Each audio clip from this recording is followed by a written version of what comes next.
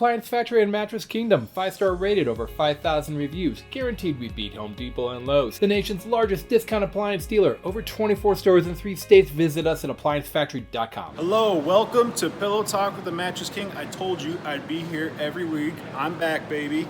I'm still with DreamCloud, my favorite new mattress on the floor, one of the #1 premier mattresses out there in the bed-in-a-box category. I'm going to do a comparison bed between the DreamCloud, their #1 seller, and the DreamCloud Premier.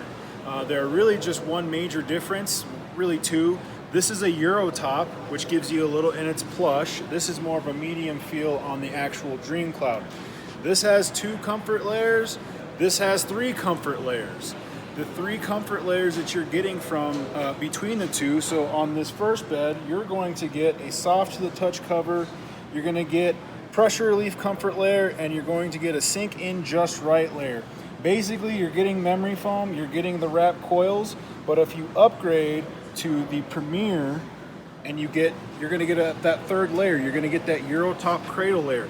That's a very soft foam right here in the top that you feel immediately when you get into the bed.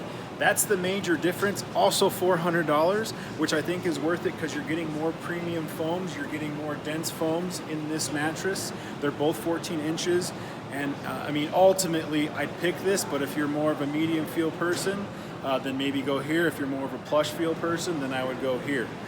Those are the differences between the 2 DreamClouds. I'm gonna have my buddy Pete show you some more cool video of the bed, and other than that, it's time to go. I'll see you guys next week. Thank you. Online or locally, save at ApplianceFactory.com. Click the link to learn more.